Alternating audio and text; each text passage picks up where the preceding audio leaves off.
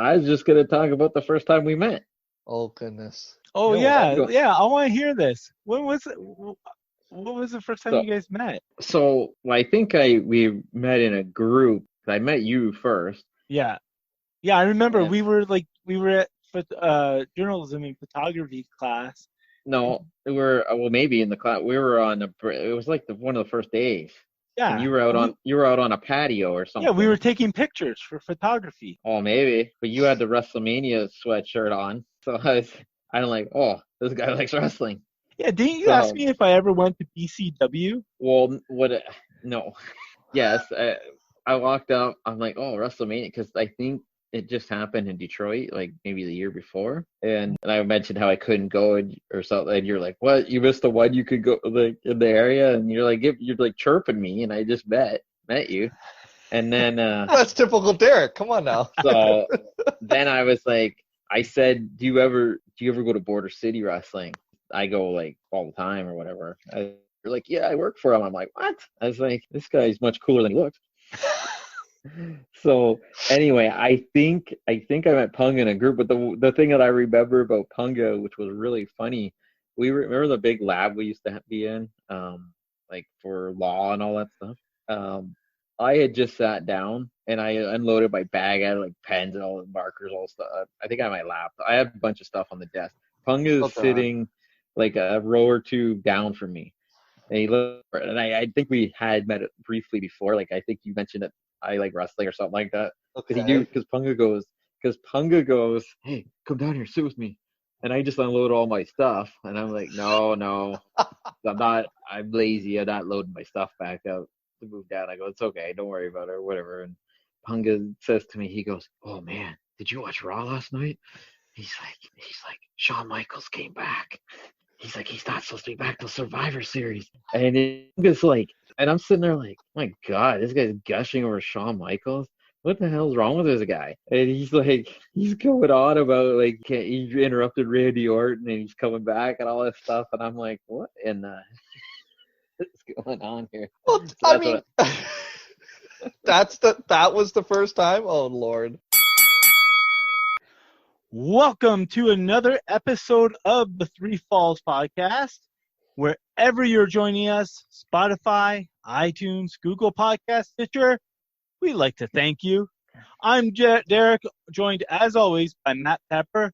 Matt, what's your favorite finishing move? Go. Sharpshooter. Sharpshooter, perfect. All right. Today we have a guest. This is somebody that I have known for almost 2 decades. He was in the trenches with you and I, Matt, way back in journalism school. And I'd like to introduce everyone to wrestling enthusiast Mike Punga. Mike, how's life treating you? Good. Thank you. Thank you for having me. Thanks, Derek. Thanks, Matt. Good to see you guys. I hope quarantine is, treating you well, and it's good to be here. It's always good to see you, Mr. Punga. Just don't get us any heat, okay? No problem, Sergeant Pepper. Oh boy, here we go again. All right, starting with the back and forth. So I'd like to just let everyone know that you can follow us on Facebook at Three Falls Podcast, on Twitter at Three Falls Podcast, and we have an Instagram at Three Falls Podcast, but with the latest. And don't forget our YouTube page. Oh yeah, our YouTube page. What would that be? Three Falls Podcast. At Three Falls Podcast. There we go. Excellent. So just type it in whatever you follow, whatever you do. And if you don't see it, just get a hold of us and we'll make sure that we're there. So we have a lot to talk about this week. We might as well just get right on with it. We have to open up with some unfortunate news. As everyone's probably heard by now, we lost Shad Gaspard this past weekend. He was at Venice Beach on Sunday with his wife and 10-year-old son. He was swimming with his son and it caught a rip current. Lifeguards attempted to get everyone out. He told them, save my son, come back for me. When they turned around to come back, another rip current came, and unfortunately that's the last that people saw of Shad Gaspard until Wednesday morning when the body was discovered washed up ashore. So unfortunately he went out a hero, or fortunately he went out a hero.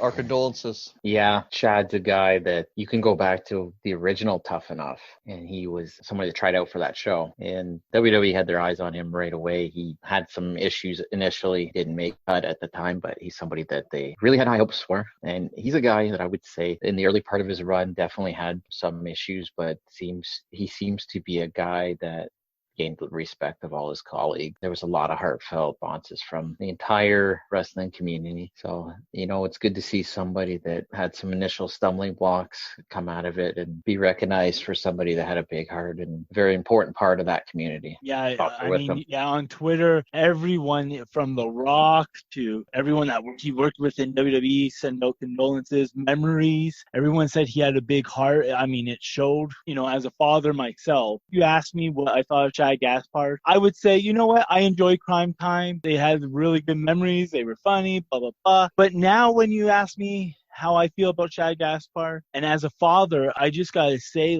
I respect him so much. That's something that every father, you should feel that. That's what you should do. You should put your kids before yourself, and it's almost something that I know when my son was born, it was an instant. It wasn't about me anymore. It was about my son, and now it's about my daughters and my other son. So he did what any father would do. It's unfortunate. Definitely. It's really unfortunate that we lost him. He'll always be fondly remembered. I was just, Mike, do you have anything you'd like to say? Oh, I was actually just going to add that I loved the Crime Time, tag team gimmick that as far as in-ring stuff. I thought between him and JTG, just wrestling wise, I think there was great chemistry, and disasters like this with natural dealing with water and waves and stuff, you don't know what's going to happen. And I'm sure he tried as he could to save himself. It's unfortunate that this has to happen in this time and era. But as far as Crime Time goes,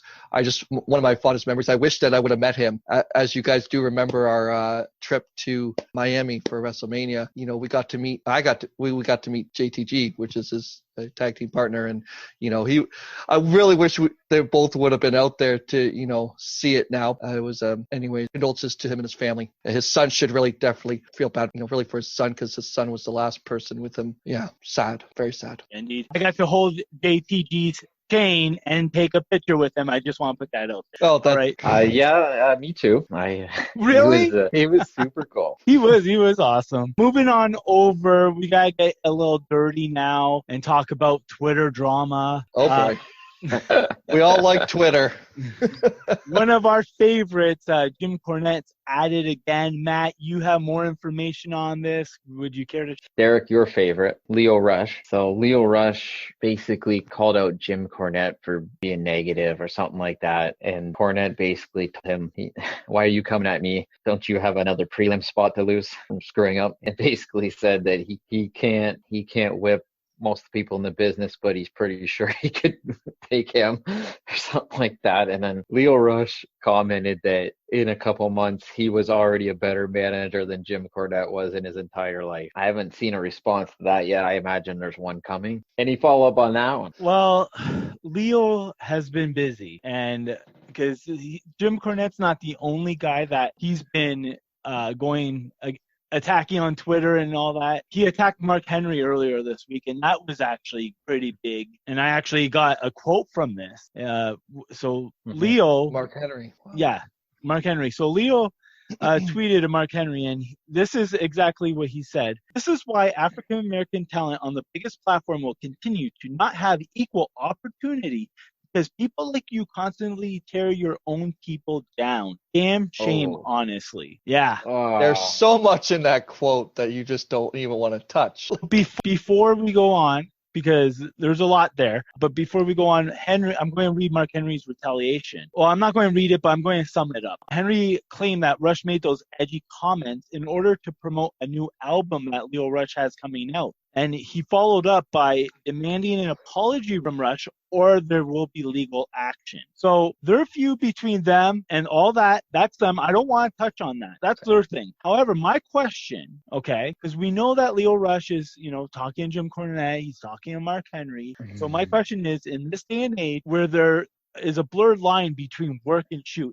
is it okay for somebody who is a heel to call out another wrestler to promote or drum up the business? Get all that?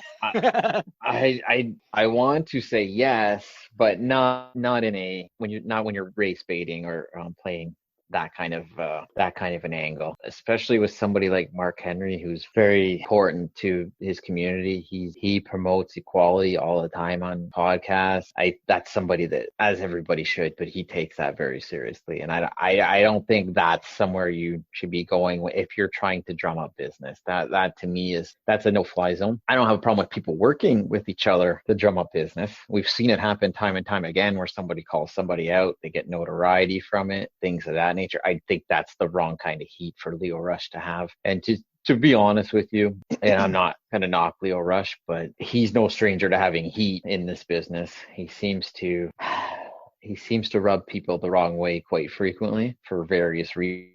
I don't know if he's oblivious to it or if he really thinks that that's the route he should be going. Matt, I have a question for you. Do you think Leo Rush is his own worst enemy? Do you think 100%, yeah.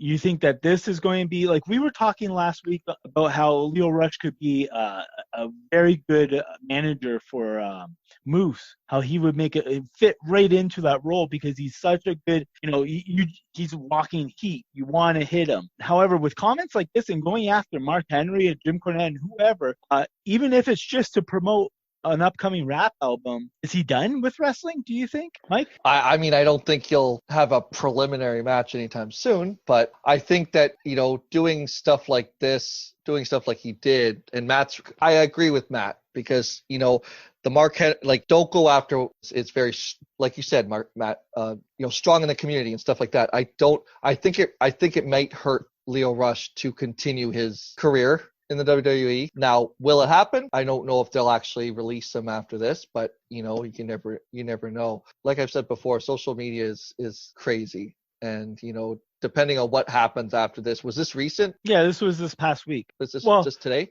Well, no. Okay. This was all within the last couple of weeks. Okay. Well, regardless, like recent enough, we haven't seen any releases come out of the WWE yet, but I would suspect some kind of backlash from them doing something, probably maybe not pushing him, maybe not giving him a managerial spot, reprimanding him in some way business-wise. Yeah, definitely. I don't know. Depending on how good a relationship they still have with Henry, right? So, he is released, Punga. Oh, I apologize. Okay. Then, Leo Rush is no longer under contract with WWE. Henry, I'm not sure. He does have a good relationship with them. I think he's in the ambassador role. Yes. He was working as an agent, but I don't think he's doing that. Hasn't done that for a while. I just want to say, I'm a big fan of Mark Henry. I listen to his podcast. Yeah, me too. Busted Open Radio. Busted Open Radio. How could I forget that?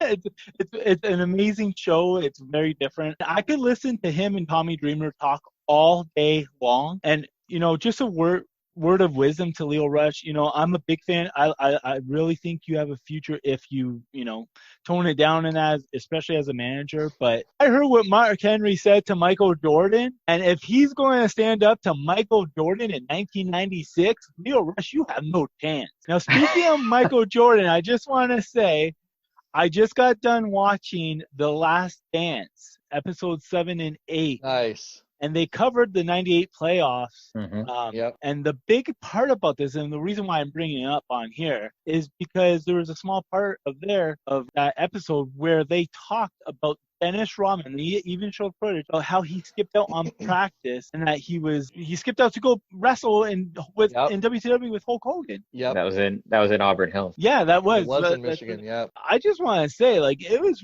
watching that documentary when all that happened. I was young. I wasn't really watching basketball or anything, but to see that the level that Dennis Rodman was on, and for WCW to get him, during the playoffs, no less. Yeah. Mm-hmm. That's mind blowing. That's like LeBron James or, Steph Curry or Tom Brady skipping out on practice before the Super Bowl or the NBA Finals and going and wrestling with John Cena. Well, come on, Derek. We're just talking about practice. No, I actually watched that And I loved everything about the documentary, and this scene or this part, the documentary, The Last Dance, with Rodman, coming out, with Hulk Hogan and, at Nitro or WCW. I started watching WCW around that time, and I really became, I became a big Sting fan, Wolfpack, the whole thing. And Rodman came out, and I remember just sitting with, I believe if sitting there, and a friend of mine, and him and I were like, oh, Rodman, you know what I mean? And it wasn't like a big, huge thing, but to me, knowing that he played basketball, and then him coming out during Monday Nitro and whatever, oh, this is kind of cool. It's incorporating two worlds. And I do remember that, and got a lot of heat, excuse the wrestling business term, but got a lot of heat back in the locker room for that dump off the practice. So but I did enjoy it. So yeah, that was my little 2 cents. I mean, no doubt, Dennis Rodman was a man back then. Because if you look back, this is the same guy that won the NBA. Or first of all, he went and wrestled with Hulk Hogan in the main event of WCW. He was, I don't know if he was married, but he was with Carmen Electra. He skipped out. Michael Jordan went looking for him. If you don't think he's important, Michael Jordan went looking for him in Vegas to bring his ass back. Not only that, but he came back and he didn't skip a beat in any game. Well, he was a contributing factor in those games. Not to get too much into the documentary, but the fact of the matter is that they gave him a curfew. If you're not back, there's going to be, and he wasn't back, and that's why Jordan went looking for him. And the fact that he did all the wrestling thing, and he was with Carmen Electra in Vegas and partying and stuff. It was, It was interesting little segment. I haven't seen The Last Dance yet, but I can tell you that I remember watching that Nitro live, and and what I remember, believe I was watching Sports Center or something earlier in the day, and they were reporting that Rodman was this. And I didn't think anything of it, whatever, it's Rodman. And then I was watching Nitro, and he's in the ring with Hogan, and I just remember the promo. He's like, I won 2 rings here. You gotta love me. You gotta love me. And I'm like, the crowd's kind of booing him, but not really. And I'm like, hanging out with Hogan, like, what is this? And that was that was such an awesome time. Rodzilla. Yeah, you gotta remember that when he was in Auburn Hills there, he used to play for the Pistons in that exact place at the Palace of Auburn Hills. Yep. So he was no stranger to that crowd. So I just want to switch gears here, and let's talk about 2 guys staying and 1 guy leaving. So Taker signed new WWE deals. Taker's is for 15 years. Yeah. Well, Sting is actually no longer under contract with WWE. So first of all, let's talk about Sting's WWE run. He held out for so long. Do you think by finally signing with WWE and knowing the run that he did have, the match with Triple H and everything, do you think he tarnished his legacy by signing with WWE? No, I don't think he tarnished his legacy. I just don't think it was the ending that anybody envisioned for him. Obviously, you would have liked to have seen him come over after the fall of WCW, because the workers he would have been able to work with at that time, that was one of the best locker rooms, talent-wise, that ever existed in pro wrestling. I don't really think, when I think of Sting, there's 2 big iterations of Sting, and they're both super over. The WWE run is, to me, almost forgettable. Probably some of the worst creative you could have had for a legend outside of WWE, but they did a lot of good things with him, documentary-wise, outside of the in-ring stuff. So I think they did a good job in the showcasing the history of Sting. I just don't think the ending was I don't think any of his feuds in WWE were very good. And honestly, I've almost forgotten them, so I don't really think that's ruined his legacy in my eyes. I do agree with Matt in saying that, documentary-wise, yes, I think that was an excellent time for him to do that, especially if he was thinking of hanging him up after at some point. In ring, there's so many little dream matches, quote unquote, I guess, that you could say that didn't happen, that you wanted to happen. I'm still waiting for the Taker Sting match at WrestleMania, but that's just the fan in me, right? At the same time, I enjoyed, like I said earlier, I enjoyed him in WCW. He was one of my favorites. Him and Goldberg were 2 of my favorites, and the Wolfpack I will always remember as probably my favorite Sting. But the WWE career of Sting hasn't tarnished his legend or legacy so much. I think he's still Sting in a lot of wrestling fans' eyes, but as a WWE career, could have been done differently. And so what's next for Sting? Could we see him go to like a stage such as AEW? And if so, what role do you see him in? A wrestler, an agent? I know in WWE, after Seth Rollins basically ended his in-ring career. However, we all know how wrestling is. Could he come back as an in-ring competitor? I don't think so, but what I could see happening, I could see him in one of those cinematic matches in WWE. Keeps talking about that Undertaker match, and I can almost see them doing the cinematic match. I don't know if we'll ever see him in the ring. That neck injury he had was pretty bad. That could have really done some serious damage, almost fatal. So I don't know. I could see if we're talking behind the scenes role. I mean, yeah, I'm sure AEW, I'm sure would find something for him. But I mean, they have a lot of legendary figures behind the scenes already, Mm-hmm. and I don't feel that they really utilize all that. So I don't know where he's going to fit in that environment either. Because if the talent there is already freestyling as it is, I mean, what is he going to do? True. I mean, when he joined TNA Wrestling back, it was a big thing because we hadn't heard of Sting, so he kind of reinvented himself. Not reinvented him, but like kind of his career kind of just rejuvenated himself in TNA. And AEW, I think, is a different modern era platform, model for him. I don't think, creative, maybe vignettes, maybe doing not a manager role, but like doing some kind of vignette where he's supposed to scare somebody, you know what I mean? Like come back as like the Raven type of Sting, but nothing long term, obviously. So Matt, you brought up an interesting point. You said that there might be interest, you could see him going and wrestling with like Undertaker in one of those cinematic matches.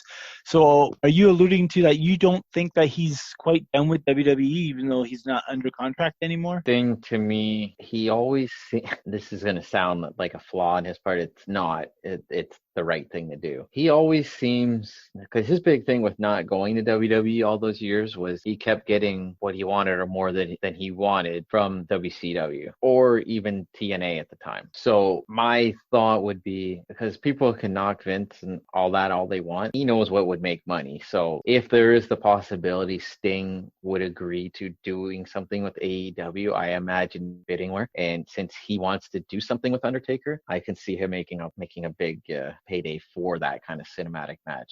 It's not impossible to see him in AEW, but again, what do you do with Sting? Like I can't, to my knowledge, I don't think he's ever produced a match. I don't think he's ever been an agent. I don't think he's ever done creative. I'm not saying he can't do these things. I don't know it. Like, does he want to do a weekly going to shows or semi-regularly? I don't know. I think that match with Undertaker would be the allure for him, and I could see that being the focal point for him going. I don't think he's done with WWE. Interesting point. All right, so now I want to talk about probably the biggest news topic of the last week. Darkside of the Ring had their final episode this past week. It was on Owen Hart. Pretty heavy episode. So before we get into the documentary itself, Matt, Martha Hart was on Chris Jericho's podcast before the airing of this episode. That's I know right. you listened to it. Anything you want to say about that? Well, it's been years since I even heard her speak. I think the last time I probably heard an interview with her was what was the documentary called that they did on the Wrestling with Shadows guys did one on Owen. I can't think of what it's called now, but I remember her being on that, and that's probably the last time I ever heard her do an interview that I can think of. So we're talking 20 years, right? So I thought she came across very well on Jericho's podcast, very honest. There was a lot of interesting points on that documentary that she made about Owen always seemed to be looking for the next thing outside of wrestling. He was doing that too. He was good at it, and he was great at it, and they were making a lot of money. He wanted to be a phys ed teacher or a fireman or things like that. And I found that was very interesting. The other thing that was very interesting that I always believed this was that they had discussed the fallout of Montreal. Martha had said on the podcast that after Montreal went down, Owen requested his release from the company, but was denied the release.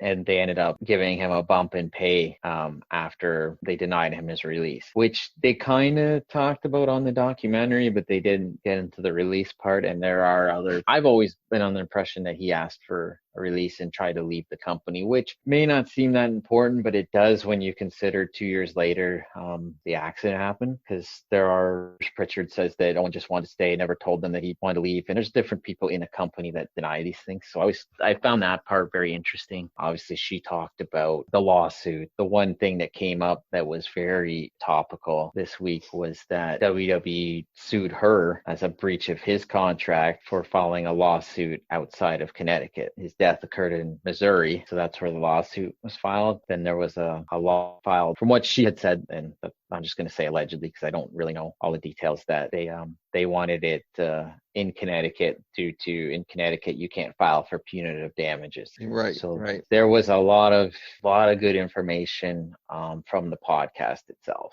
Yeah, it was. I was kind of surprised that Jericho got to. Then again, I guess I really wasn't, since he does have his hands in with the Dark Side of the Ring. He's the narrator. He was on that episode, so he probably. I wouldn't be surprised if he actually hooked something up or whatever. So let's get kind of more into the documentary, our thoughts on it. You know, one thing I will mention to you both here and to whoever, fans that are listening or going to listen to this, it is the 21st anniversary today. It is May 22nd, and it is the 21st anniversary of his the tragic death of Owen Hart. So that's something to note as well. I know the podcasts are dated or whatever, but I just want to make that. You're 1 day off. It was May 23rd. Well, you should watch the documentary again because it did say May 22nd. So. I think it's 23rd. Anyway. Okay, so what I wanted to say from some of the thoughts and points from this documentary that I had was that interesting that Martha Hart was told by a WWF employee that they have professional riggers that do these types of things. What my thing was I was doing kind of an investigative reporter type thing when I watched this documentary, because I'm just like, I was so interested to hear what this had to say about the technical aspect. Didn't realize she actually kept the boat clip that held him up there on this, and how it's released and stuff like that. She, showed the camera. I was like, oh my goodness, whether that's for the documentary, it's just her reaction to the call was another one that I wanted to point out, that Vince called her first. And what I found interesting as as the chairman of the board and, chairman of WWF, that he never actually told her what had happened. He just said somebody would call you. And I'm like, I found that kind of like, if someone that was my brother or my father, that happened to, I like, just tell me, just tell me what happened. So anyways, that's my first kind of reactions to the documentary. So yeah, I just want to go back there. My biggest, the biggest thing that I took away from that documentary, the part that kind of shocked me, was that clip, knowing that she still has that clip and how easy it was for her to open that clip. And I think it was like only like 6 pounds of pressure to open that clip, and how small it was, especially like in her hands. That's what was holding up a 230-pound guy. It's kind of wow, that's a big deal. Yeah, it was a big focal point of the whole accident. The rigger story itself is very interesting, that they had another company that was doing it originally, and that they wanted a quick release for this match. They wanted him to come down quickly, escape, and do whatever they were going to do that night. And there was little more to that story. I had heard she did a lot of media this week, and basically the original rigging company said that they could not do what they wanted for that quick release, and they would have had to make a special equipment to do it, or specially design something, and that would have cost more money to do it. That's where they got this company, the one that ended up making the boat clip. I guess the rigging company that was originally working with them called them back and said, we don't feel comfortable with that company doing that job. We'll do it at a lower rate. And WWE allegedly told them no. So there's a lot to that story. That story was in detail on the Post Wrestling podcast. If anyone's interested in that, I will give them a plug because they did a good job on that story. Oh, Post Wrestling is an amazing podcast. Like I know, maybe we shouldn't be putting. I don't care. I listen to Pulse Wrestling. I love Pulse Wrestling. They actually, if you can go somewhere in their archives, last year they had a special show just dedicated to Owen Hart. John Pollock did it. They went right into detail, talked to numerous people, including Jimmy Corderas. Just amazing. If you can go out, I think you have to maybe subscribe to their Patreon to find it. I highly recommend it. No, and honestly, I'll plug any mainstream wrestling podcast. I listen to them all, or majority of them. So you never know. They go in depth. So that is a good resource for this. For sure. Another interesting thing about that documentary was all the home footage, the home video footage that they had in that documentary. It was just amazing to see Owen and how he reacted to with his kids and how much he loved them and everything. Yeah, no, definitely the clips of the family were very, very well, documented, and enjoyed seeing them as, because they were kids, and now seeing them as, young adults or adults. It was very interesting to see where their life is going after all this, and Athena, I was very excited to see. She went to journalism, and Oj became a lawyer, civil rights lawyer, which is excellent. Both excellent professions. So good to see that they're doing great and successful. Maybe we'll have Athena on this podcast. Well, probably better than my investigating reporting, because of course, regardless of my little mishaps, I do stand corrected. It is tomorrow. The 21st anniversary of his death is tomorrow. So May 23rd. So May 23rd somewhere, right? Well, in Australia maybe, but I wanted to correct myself on, just. That's what editing. That's what editing's for. Oh, I would leave that in, especially him apologizing. Hey, listen. I just want to say that they did a fantastic job with this documentary, as they did with all of them. But what I really liked was, everyone always plays that they think, what would have happened had Owen Hart lived? Like, if this never happened, where would he be today? What would he be doing? And I really like in this documentary, they kind of covered that. That's something that you would not expect. You would expect maybe some like us to talk about it, but for them to add that in that documentary, I really, really enjoyed that they did that. Yeah, talked about it on his podcast as well. The influx of talent that would have came the following year, right? When was the Radicals? Probably, like the next year. It was 2000? Yeah. It was 2000, yeah.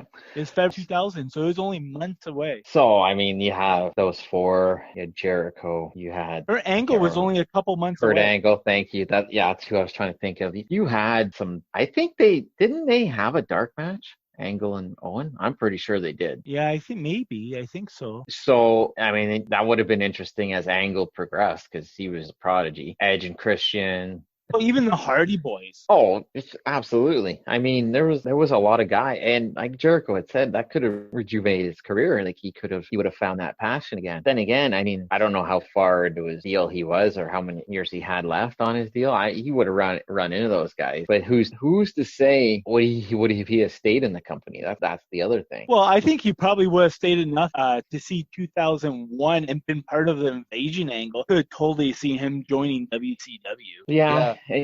I've always thought this too. I really truthfully believe if Owen's death had not happened, I think the Brett and Vince thing would have resolved a lot sooner as well. Yeah. I firmly believe that, because that obviously was damaging to their whole family. But and you make a good point with that invasion thing, because if Brett would have came back, let's just say, who knows what, the other thing too, because you got to remember, if you look at it in the timeline, when Owen died, Brett was out of wrestling for quite a few months. I can't remember the time period on that, right? So that threw everything they had planned for him off too. So that might have altered his career. And maybe Owen, let's just play devil's advocate. Let's say Owen was released from his contract at that time. Here's the question, Derek. What do you think WCW would have did with Owen? Just out of curiosity. Wow, that's an interesting question, because a lot of people would say, oh yeah, you bring him in and you do this and you do that. But then you see how they handled people like Davey Boy Smith and Jim Neidhart. Oh boy, it's really hard, because went through such a turmoil time in the 2000s where they just really couldn't find an an identity.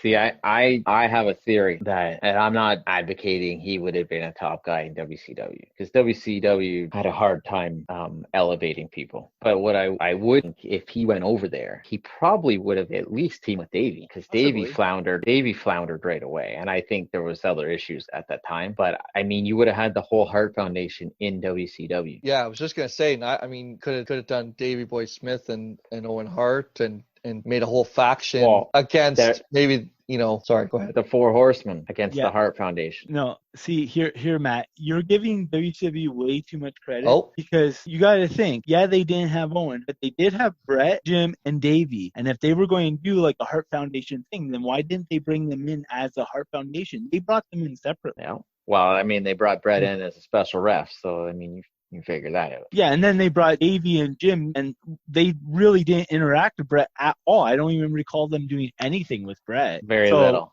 So but I mean, like, the only reason I say that with Owen, because I think Owen, he's a little bit younger than Davey, I think. So he still had some juice in him at the time. Like, that's just what I think. I don't know. I was just curious on what you thought might have happened there. That's a great question, though. You posed a interesting, future topic too, right? I just want. Oh, sorry. Go ahead. No, I was just gonna add one more thing to that. If he ran through his contract, right? If WCW was still going when he ran through his contract, and would he have gone to WCW in the shape they were in at that time? Hard to say. I know it's all speculation. See, here's the thing though. You're talking a lot about him going to WCW, right? About 2000, 2002, whatever. Had they not run out. Here's what I'm thinking. He finishes up with WWE around 2003, 2004. He's done with WWE. He's on the independent. He's working in Ring of Honor with guys like Samoa Joe, young AJ Styles, Chris McDaniels. CM Punk. Yeah, Eddie did it. So imagine, them, not saying that he would be a regular, but he would be, they bring him in for a couple shots here and there, kind of like they did with Lance Storm, and have him work with those guys. And just to add to that, he could have went to like New Japan at that time, or All Japan, whoever, working with or like Hashimoto was still there, like those guys. Japan would have been a good place for him as well. I mean, you think about it, it seems like it was so long ago, in that period of time from 1999 to like 2003 was so long. It seemed like it, but really wasn't. And had that couple of years gone by, who knows? So he could have. The other guy, sorry, just one more guy. He could have worked with Brock Lesnar too. Oh yeah, Brock Lesnar's right around the corner. That's crazy. Randy Orton. One point I wanted to make before you go on there, Derek. I did look it up, Matt, and 2 weeks before the Over the Edge pay-per-view on May the 10th, 1999, on a Monday Night Raw taping, Owen Hart did face off against Kurt Angle. So, look that up. If we kind of wanted to view that, I'm going to look that up myself. So journalistic integrity. Good job, Mike. You redeemed yourself. It kind of stuck in my head, right? Like, I'm just like, I'm like, did he really do it? So I want to make sure. Yeah, it was a dark match. So none of this May 22nd, May 23rd stuff, but Any final thoughts on the Owen Hart episode? It was sad, obviously. It was, I don't know about you, but I can remember vividly watching that live. I can remember pretty well everything that happened up until they announced his death. So it brought back a lot of memories. It's hard to believe it's been 20 years. I'm glad that they told the story. It would be a shame if people forgot about Owen. But Punga, you want to comment? And I have one thing I just want to add after this. Yeah, no, I wanted to say, Matt, no one will ever forget, any wrestling fan will ever forget Owen Hart. And I hope that our future generation of wrestling fans will look at these DVDs, come out with, matches with him and stuff like that. YouTube, that kind of thing. What I wanted to say was that one thing is, at the end of that documentary, his son touched on this, and Martha as well. Owen Hart is a Hall of Famer, regardless of a trophy or a piece of paper. He is a Hall of Famer. His in-ring ability, the fans that loved him and loved to watch him wrestle, and of course his family, his wife and 2 kids, as well as, the Hart family.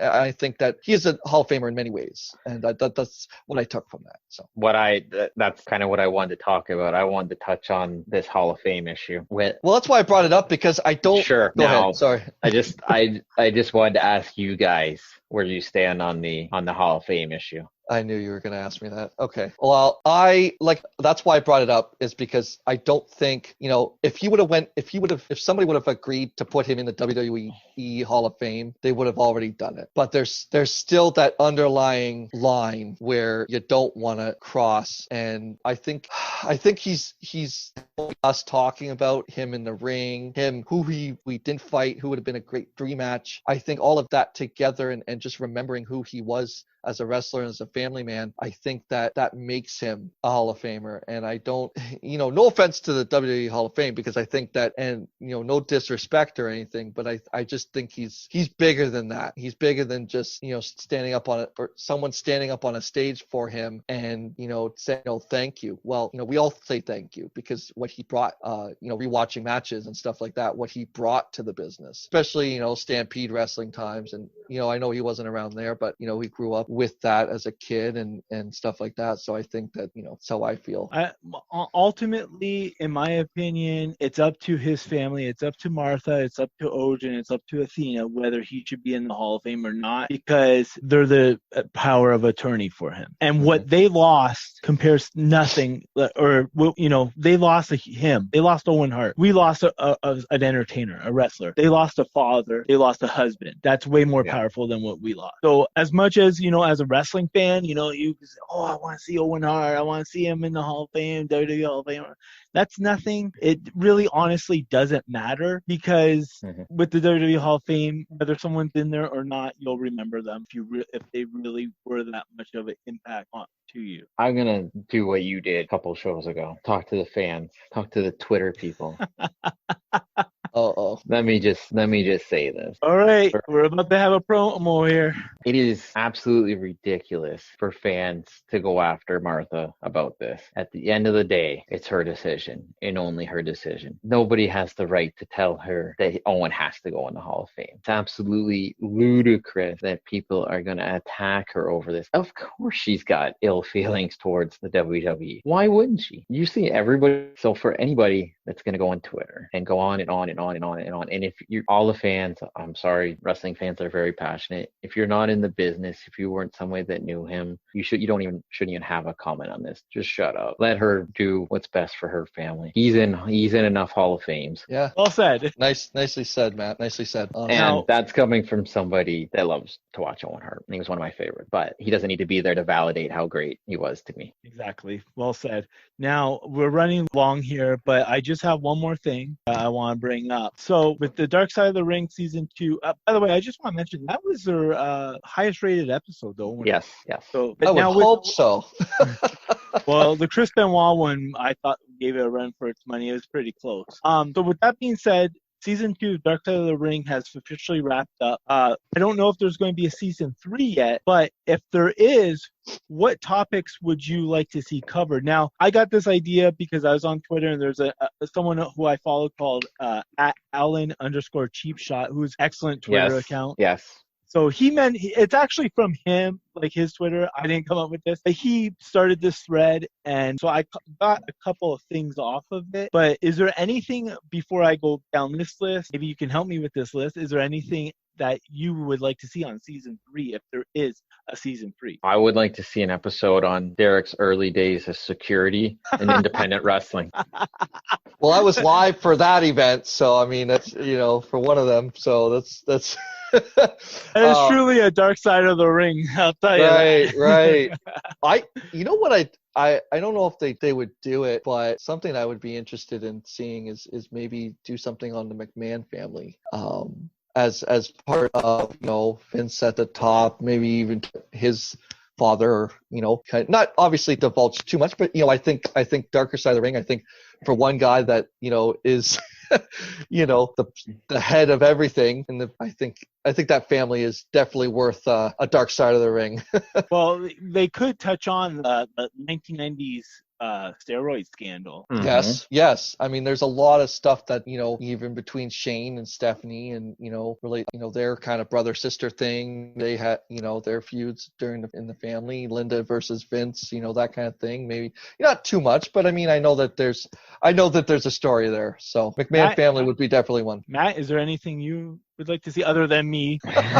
See, I'm big on the history of pro wrestling. So some of the older stories that people wouldn't know, I'd like to see a piece on Buddy Rogers, how controversial of a figure he was. I think Gorgeous George would be a good one. Yes, that would be for sure. I don't know if you know the story of Mildred Burke and what happened to her in the business. She was engaged to a promoter's son who then turned around and made her marry him, things like that. There's a lot of the women of the 30s, the Lipstick and Dynamite documentary, which was excellent. Stories like that. Eddie Graham would be an interesting story, like the rise of the Florida Territory to his ultimate demise. I mean, there's here's a couple that I'm surprised you haven't mentioned this. Chris Candido and Sonny. Ooh, okay. Yeah. I mean, And actually, here's another one. My number one that I would want to see is Brian Pillman. Yeah. Well, that would be a good Dark Side of the Ring. Yep. Especially that you have his son, and you can also talk about his wife or ex-wife or then wife, I don't know, Melanie, going on Raw the night after, and I think that would be a very good one. What was the guy in WCW?